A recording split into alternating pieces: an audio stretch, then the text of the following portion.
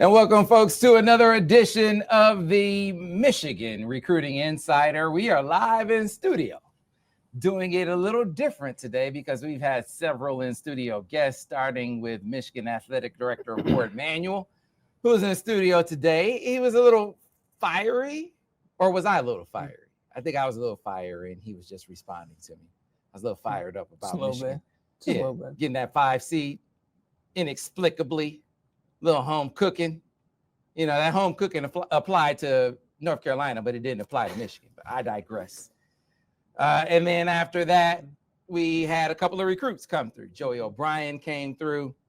We had Malachi Lee come through. And so I think folks would be really excited about what Malachi Lee had to say, but more applicable to this episode where we're going to focus on defensive backs, one Mr. Joey O'Brien. Because we're going position by position on the Michigan Recruiting Insider episodes this spring, sort of setting the stage and giving you a sort of a snapshot of who we believe are guys at or near the top of the list. Not a full sort of scope of the entire board, but guys that we think are at or near the top. And joining me to help break that down right here in studio with me, Mr. Brice Marich. Brice, how you doing? Solid. It's been a fun day. A lot of guys in, and yeah, it's been going good. And then, of course, Mr. Steve Lorenz. Steve, how you doing? Pretty pissed about that 5C too, to be honest with you, Sam. Maybe I should have sat in with you and Ward. I probably would have had a few things to say too. Still can't believe that. Such a joke.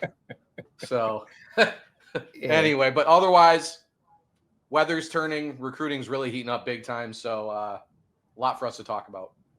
Yeah, Ward played it pretty diplomatic. So I think I was, put the diplomacy on the shelf for the both of us because they kind of did the Big Ten dirty. But anyway, like I said, this is focused on football recruiting.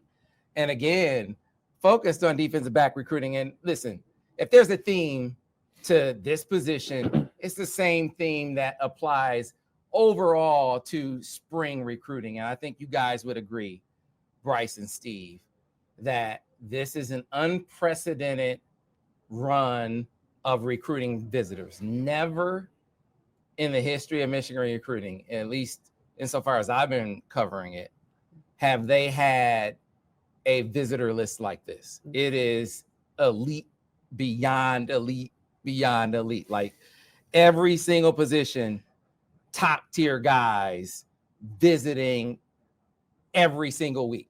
I mean, it is unbelievable the run of guys they have coming throughout the spring. It's been star-studded. That's the best way to put it. And honestly, I joked the last podcast about the wide receivers and just how that board's shaping up. Here's the thing.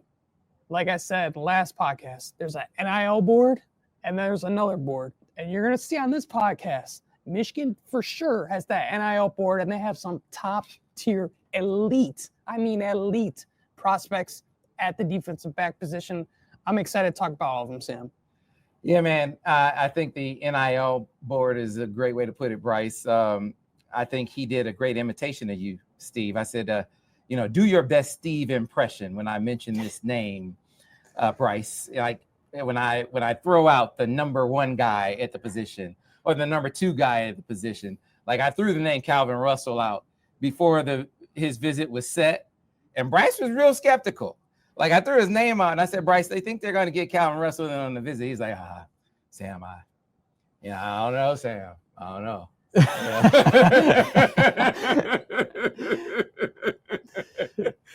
He's like, yeah, sure. But they're taking that stance that we think with who we are as Michigan, our profile on the field, recent national champs, beat up on Ohio State again, even without all our top guys, beat up on Bama again, with all our top guys, NIL profile too. We can go and get these top guys to come and visit.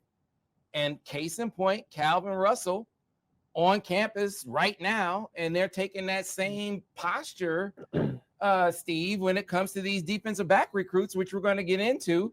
And why not? I mean, listen, if you have this kind of cachet, why not go and knock on the door of the number 1, number 2, number 3 guy in the country at every single position.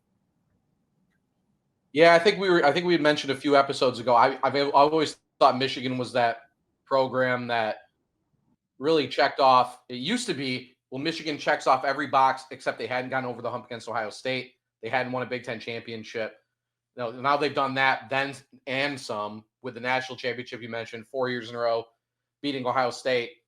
Then the NIL stuff really started to pick up nationally, and it was kind of like, okay, that's the one box Michigan needs to check to stay relevant and produce top 5 classes consistently. I think it's pretty clear that they've checked that box now too. So now I think you're really going to see, well, I mean, yeah, case in point, a guy like Calvin Russell being on campus right now. Used to be Michigan would offer kids, there'd be those top guys, like top 20, top 30 guys. There's always a couple that they're in the race for early on, and the couple that they usually stick around for. This cycle, that list is, a lot longer than it normally is. And again, NIL is a big part of the deal now. No ifs, ands, or buts about it. Nothing wrong with that being part of the deal either. But Michigan is well positioned there. And I think they're definitely in a different spot. Even, again, there's a long way to go till signing day, but even now they're in a different spot than they have been any March, April that I can remember since I've been doing this.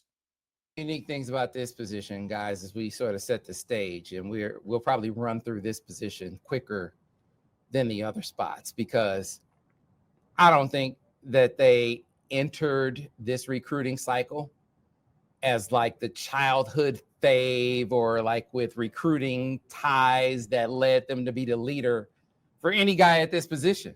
I don't know if you guys can pull out one, but like every other position, like, oh, they, in-state guy, or, the family connection, or, he's legacy guy or something like that, where there was some tie that led them to be some sort of connection. They're like a leader, not a defensive back. But if you look back, Brice, to the last recruiting cycle, so what? Because the guys they got, none of those guys heading into the cycle were guys that you thought they were going to get, guys they had connections to, guys you thought they led for. Kanoa Winston, everyone thought he was going to Penn State. Shamari Earls, he was going to South Carolina, right? And then after that, when you thought he was going to Michigan, he was committed to Georgia. You had to flip him from Georgia, right? Jordan was committed to Clemson. You had to flip him to Michigan. So none of those guys were on their way here. And if you're Michigan and you have that experience, again, you're like, okay, doesn't matter that none of these guys are guys that we have any kind of lead for, any kind of leanings with.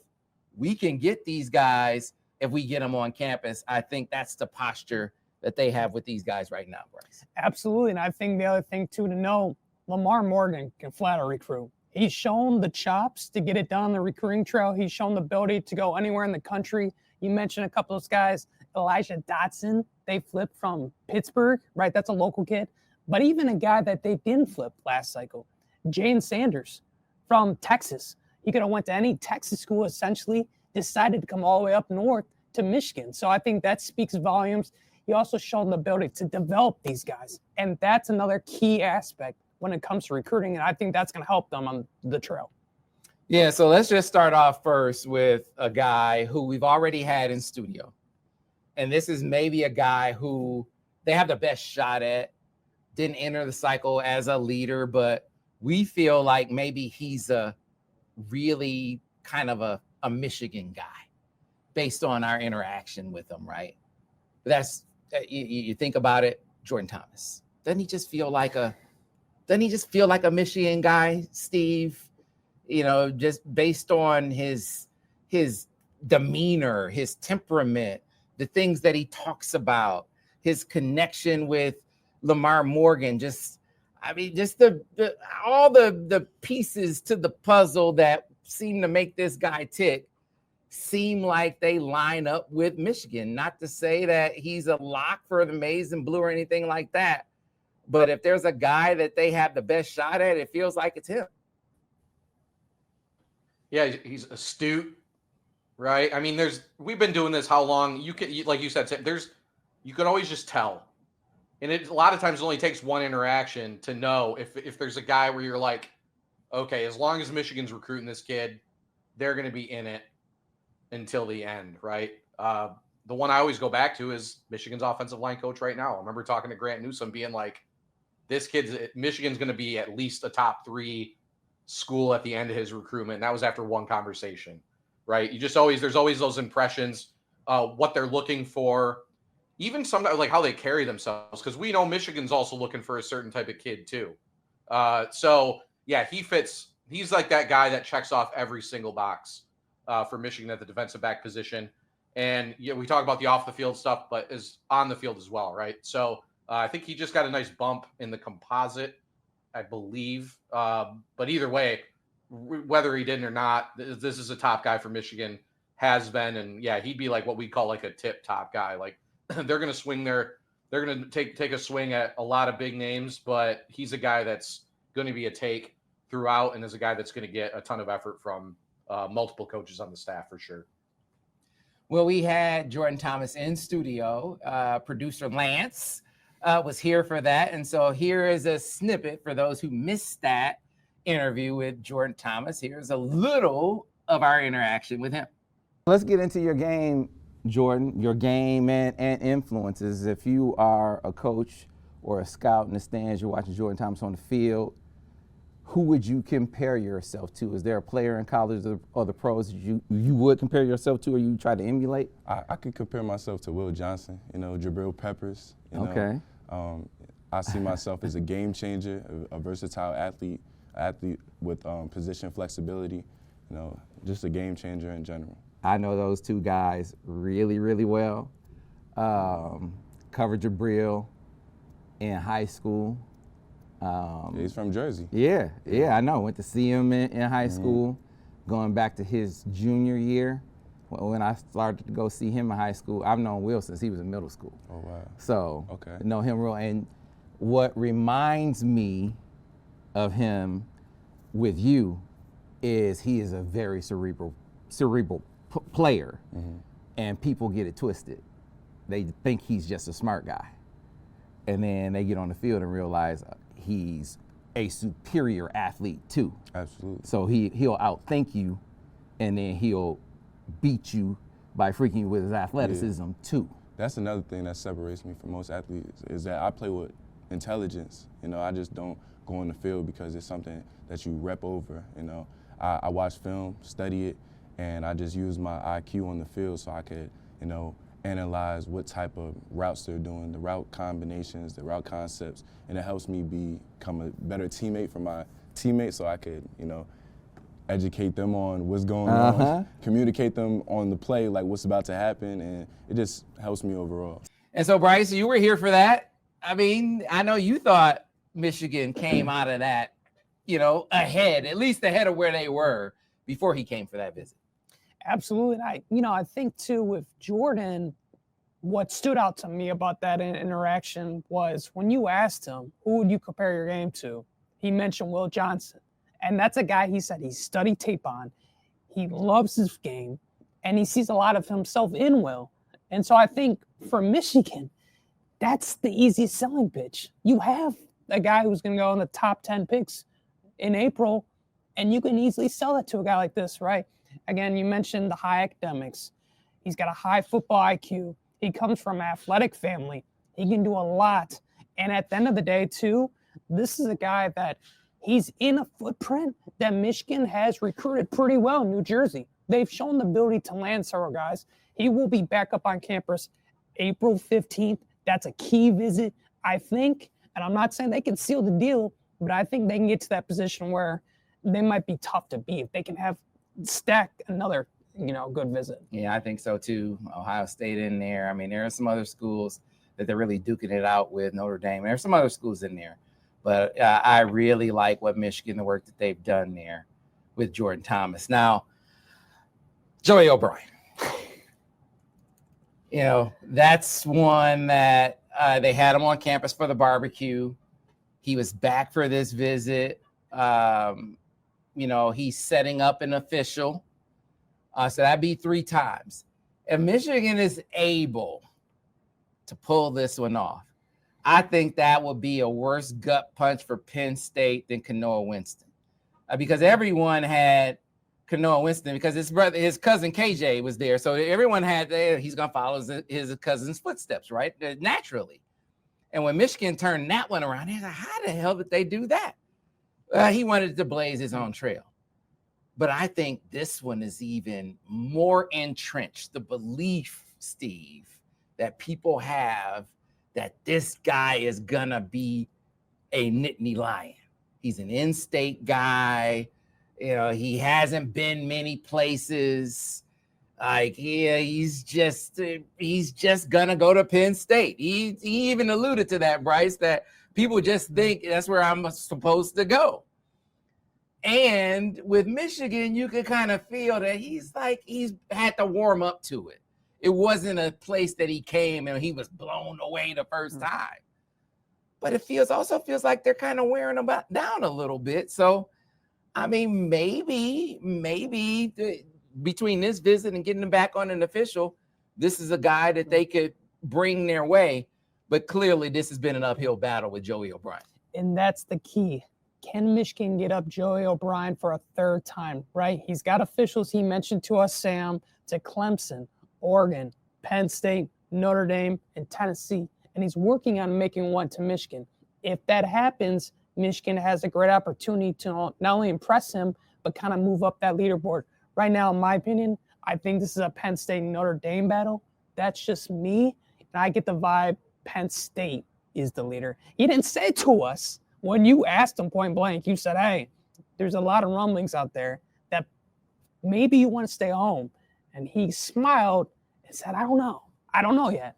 But you could see the clock, the wheels were turning in his head, and it made him think, right? And it was an instant no. It was an instant, I'm keeping everyone open. It was a no, but, I do like them a lot. Well, see, but this is one where, again, Lamar Morgan. I just think, Steve, you can't write him off. And the thing that I think has warmed Joey O'Brien to Michigan more than anything else is his relationship with Lamar Morgan. I mean, more than the campus, more than the prestige of the program, that's what he talked about. He's like, hey, I just really have clicked with Coach Morgan. I mean, I like the guy. I like how much he's a family man. I just really connected and bonded with him. And that's what we've heard from all of these defensive backs. Man, I rock with Coach Morgan. I vibe with Coach Morgan. That gives you a shot to pull out one of these guys that you think Michigan doesn't really have a shot at pulling. So until he says he's going to another school, I'm going to give Michigan a shot with Joey O'Brien.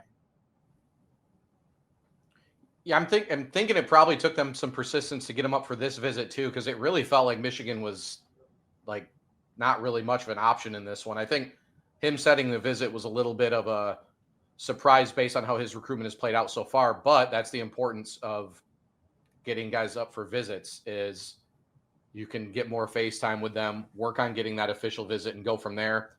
I'm very confident he's a Penn State lean right now, but I also think the officials he set are going to be taken seriously. I would not be putting in like a crystal ball for Penn State right now, I guess is the best way to put it. I think it's fair to say that they're probably ahead. Maybe they're ahead by a little, like a bit, but all those other schools he's set officials to are going to get a fair shake, everything I know. And that would include Michigan if they're able to secure one. I'd be interested to see the date on that because he's pretty booked for June, which I would think was when Michigan would really want to get him up there on a weekend where there's some other guys up there, maybe some committed guys or whatever. But obviously he's a caliber prospect. You'll take him for an official anytime you can get him. So probably that's the thing to do right now if you're following this recruitment as a Michigan fan is just wait to see if that official gets set and then go from there. Yep, absolutely. Again, not to get your hopes up, but you can have you get a guy on campus, and that was this the second one, and you got an official coming up. So again, you got a puncher's chance whenever that is indeed the case. But then there's another one. I know Brice is already shaking his head. Ayden Pouncey, Brice. Ayden Pouncey. What do you think of that one? Not good. That's my Steve Lorenz impression. He's the younger brother of the Pouncey brothers who went, as we all know, to the University of Florida back in the day, and they won the national title there under Urban Meyer. He is taking on official at the end of the month here to Michigan. I'm pretty sure that's going to be his first trip ever to Ann Arbor. But again, he's right in the thick of SEC territory. He's got all the SEC schools chasing him. And I mean, they're swinging for the fence. They're using a Louisville slugger, like the nice one. Like this is the guy they really, really want. He's right in their own backyard. I find a hard time seeing him leave the state of Florida. But again, I'm more impressed that Michigan's just even getting these guys to campus, right? That's where we're at. Because like Steve said, a year ago, even longer than that, we just kind of, they'd offer kid and just kind of write the quick story, and that was that. And now we're talking about them being in studio with us, Sam. So it is worth mentioning, but at this moment, I would not get your hopes up for Ayden Pouncey. Yeah, but he's taking that visit. He is. He's taking that visit. So as long as he's taking the visit, again, you got to punch his chance and see if that's going to happen. And so, Steve, now I'm going to throw this one to you. Now, this is some news that I'm going to drop on the people. I throw these names out and like, Sam, why are you doing this to me? This is another one of those top guys. Yeah, it was surprising to folks when I throw out these top names in the country. I didn't see this coming, Sam. I got another one for you, Steve.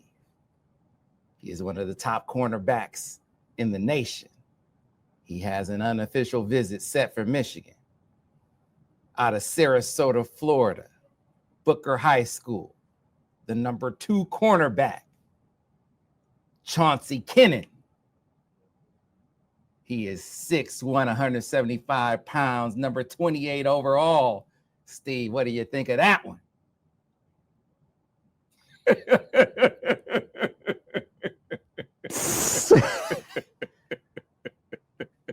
All right, let me get myself unmuted. My toolbar popped up because I was so surprised. No. I'll say one thing about that recruitment specifically. Michigan actually made a very, very early top 5 for him.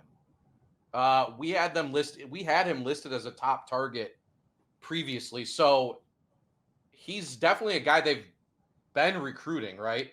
I think he may have listed a couple other schools on a different trip that he went on previously or whatever. But I mean, again, even after they're in the initial top group, it's like, they're going to be that hat that he pretends to pick before he picks the school. Like that's kind of the sense you get sometimes with those. But no, not the craziest. Okay. I mean, it's that one.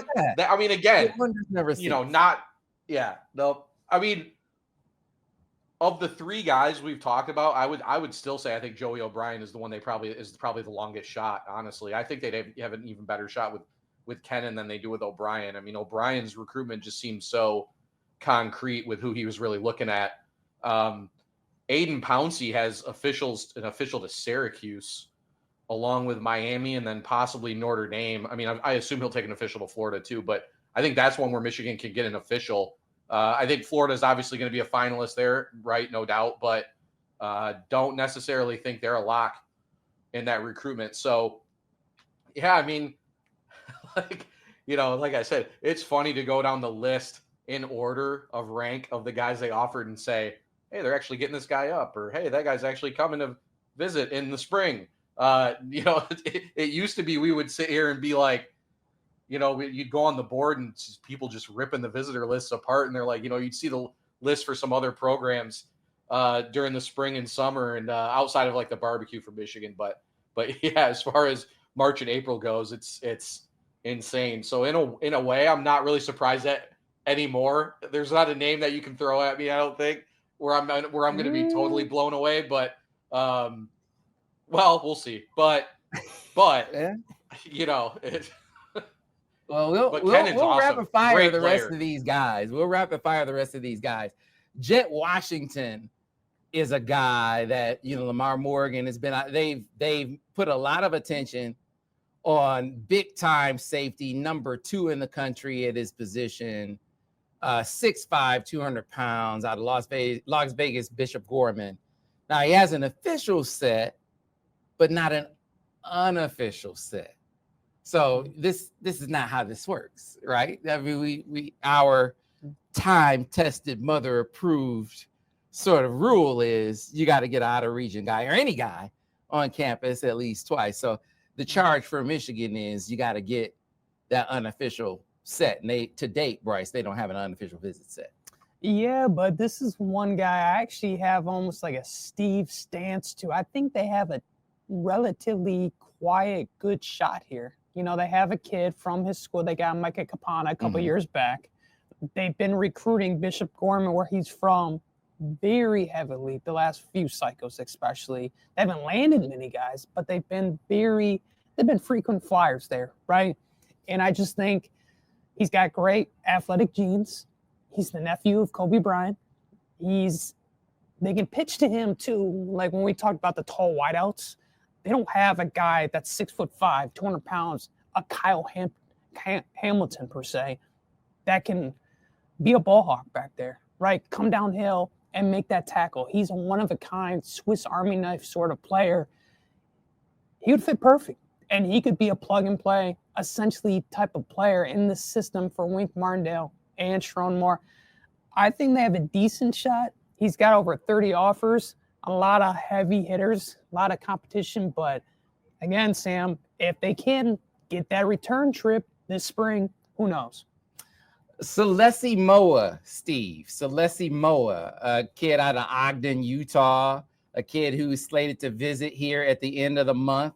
That's another one that Michigan has been lurking with. Tough pull, but they got him slated to come to campus. Yep, I'm with Brice on Jett Washington to an extent. I did message. He did tell me he's not planning on a spring practice right now. So unless that changes, it's going to have to be maybe a summer visit, and then an official. I don't know how they're going to work it or whatever, but no plans for a spring practice there.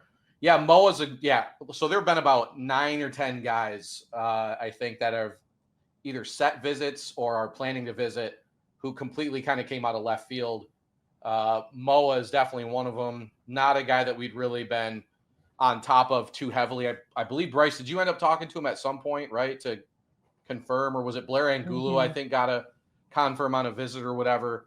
But yeah, I mean, he's a borderline 5-star prospect, technically listed as an athlete. I believe he'd be like a safety in Michigan's defense. BYU, who I got a lot of crap. I did like Michigan's 5 biggest recruiting rivals this cycle, and BYU was one of them, because they are recruiting like a lot of, you're talking about like Ryder Lyons, Brock Harris, Malachi Lee, Moa. There are a lot of top guys they're recruiting that are actually really heavily considering BYU, and he's another one. But another guy where there really hasn't been any major indication of what way he's leaning. And again, the plan here will be to get him to campus and secure that official visit, right? So, yeah, but I mean, big time player. We probably need to talk about him a little bit more on the board and get more discussion on him, because he's really, really good. All right, so one guy apiece that I want you guys to talk about to wrap up, and then I'll give you guys my wrap up, my sort of grand finale. So, Brice, Andre Clark. Can you tell the folks about Andre Clark? Because I know that was a corner that you kind of talked about as a dude maybe to watch, that Michigan could maybe have a sneaky shot at. The 6'1", 175 pounds. He's got 30 offers. He's from Richmond, Virginia, a state that Michigan has been picking up the activity, and especially this cycle alone. I personally feel they have a great shot. He's got a strong rapport with Lamar Morgan.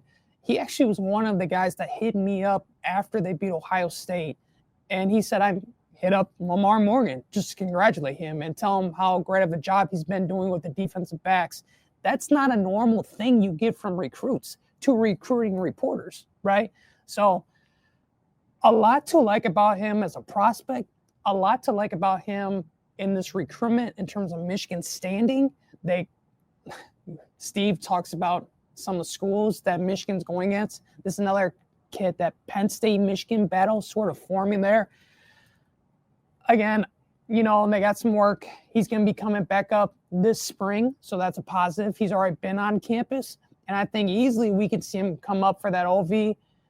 Again, a guy that's going to make multiple trips, that really has a good rapport with the coaching staff, and also has been the biggest thing, in my opinion, too, he's seeing the development, and that's resonating with him, and that's glowing in this recruitment.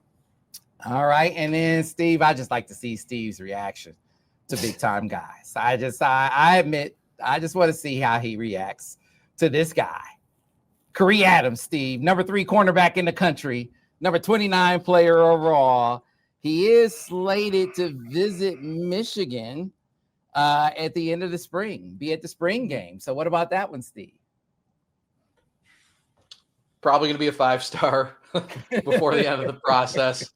A kid that, again, I think his recruitment, and then there is proximity there. I don't know if it's the exact same school. Kind of reminds me of Brandon Finney from last cycle. And Michigan's actually battling a lot of the same programs for Adams. This one does feel like a little bit of an uphill battle, but again, I mean, it's another one where I think once Michigan gets him up, I think, there's obviously a lot more time here than they'd had with Finney. I mean, they offered Finney, in like October or something last year. It was like September, October last year. A lot more time to work on that recruitment. Again, much like Kennon, I mean, you could argue you're talking 2 5-star type prospects at corner, and I think I'd be interested to see our national guys, because I think they're almost identically ranked, to see the difference between the two. I think Adams has a little bit of a higher ceiling personally. Kennon heavily scouted coming out of South Florida. So Adams, again, just like I said, it's crazy. You go down the offer sheet and almost all these guys are making their way up.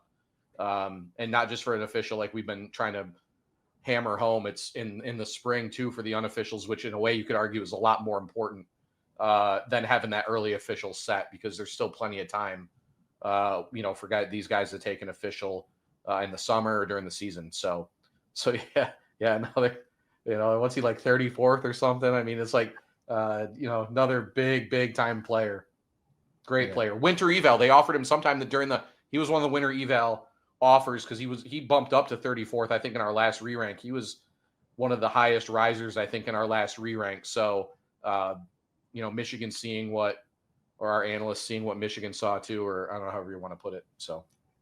Well, that was you mentioned Brandon Finney as we close out here. A guy who reminds me of Brandon Finney. These are 3 names to watch. Devon Benjamin, his recruitment really, I mean, he puts me in the mind of a Brandon Finney, and mainly because Oregon is the team that jumps out for me with Devon Benjamin. He also jumps out to me because he has family in Flint, Michigan. So I got to shout him out for that. Michigan does have him on the visit list for late spring.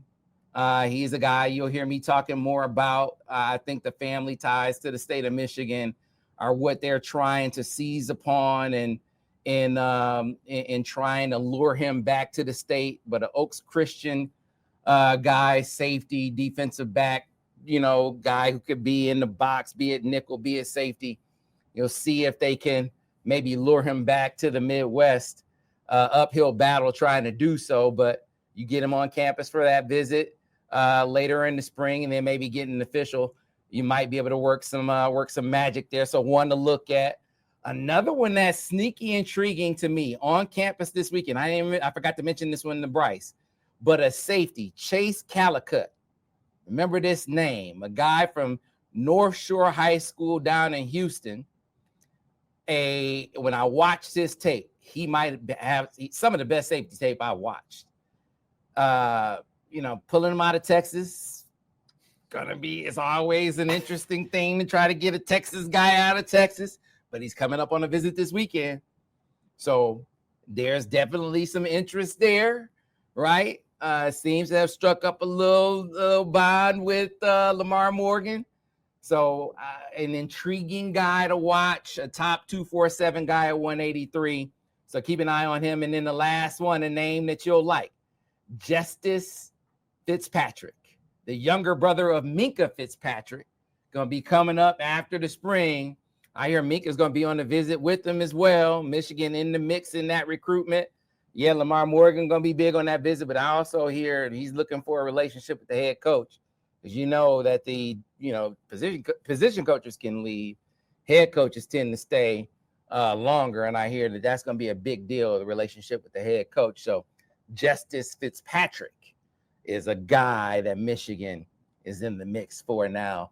Going to be taking a visit later on in the spring to the University of Michigan. We'll have more on him as well. So a lot to unpack. We're going to have much more on all of these guys over on the MichiganInsider.com. That is not a full list. I try to tell people all the time. They say, oh, what about this guy? What about that guy?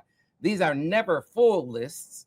These are just like snapshots of the guys who we think are like the top, some of the top guys at or near the top of these lists, of these position lists. So you can always keep track, though, over on the MichiganInsider.com. Now is the time, because we're going to be having so many top target reports in studio, on the board, VIP reports. If you aren't a member, what are you waiting for? Now is the time to get on board. Until next time, we'll see you on the next edition of the Michigan Recruiting Insider.